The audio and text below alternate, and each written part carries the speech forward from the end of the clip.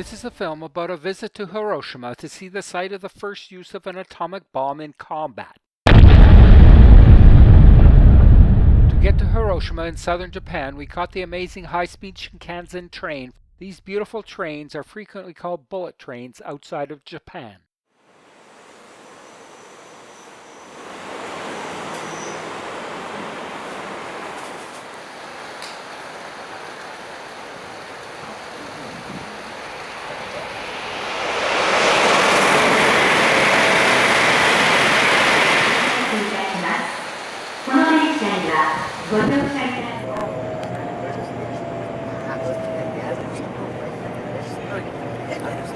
Japan's aggressive war in the Pacific was ended with the dropping of 2 atomic bombs, the first one on Hiroshima. In the 1930s, Japanese aggression expanded out of Korea into Manchuria and then into China. In late 1941, aggressive war was still expanding the Japanese Empire, but on the 7th of December 1941, Japan picked the wrong country to attack with a sneak attack on the U.S. Navy at Pearl Harbor in the Hawaiian Islands. Following the Battle of Midway in June 1942, the Japanese Empire started to contract, but even in 1945, there was no prospect of an easy end to Japanese aggression without a bloody and costly invasion of the Japanese home islands. However, by that time, the Manhattan Project had achieved success in developing an air-deliverable atomic weapon, whose use in combat it was hoped would scare the Japanese militarists into surrendering.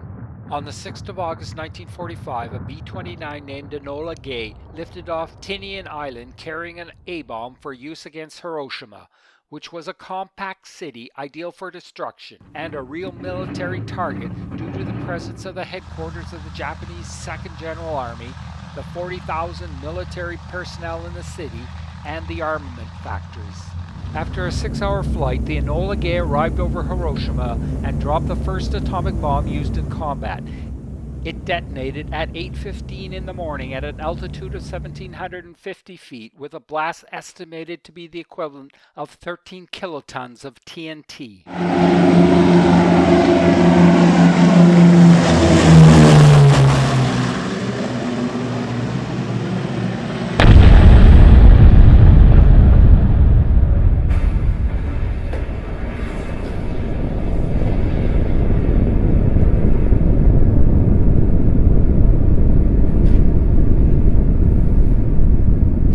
The atomic bomb directly killed an estimated 70,000 people, including 20,000 Japanese combatants and 2,000 Korean slave laborers. As well, 70% of the city's buildings were destroyed. The ruined Product Exhibition Hall is the most famous building in Hiroshima. This dome building was almost directly below the point of the atomic bomb detonation, which occurred about 580 meters overhead. The remains of the hall were left standing, and it's now known as the Atomic Bomb Dome or the Hiroshima Peace Memorial. The hall's stone and steel construction and its earthquake-resistant design meant that when the A-bomb exploded almost directly overhead the hall, the building's vertical columns were able to resist the nearly vertical downward force of the blast, and so it was able to retain its shape. However, everyone inside the building was killed instantly. We stopped to ring the peace bell, which is a large Japanese bell with a map of the world on its surface. Visitors are encouraged to ring the bell and think about world peace. Until the sound's gone, please close your eyes, and you cannot go next. We have to wait for the sounds to be gone, okay, for the next. If you want to do it, please do it, if you really want to do it. So please close your eyes.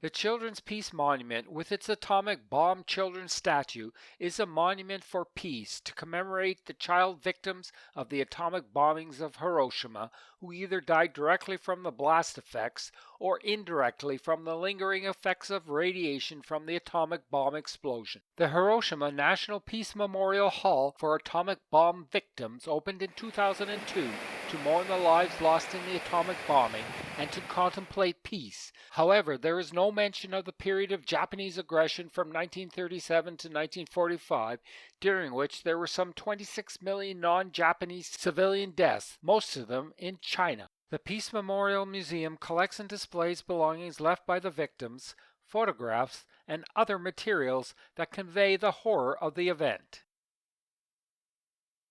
A visit to Ground Zero in Hiroshima is a unique experience not to be missed. Take me somewhere nice.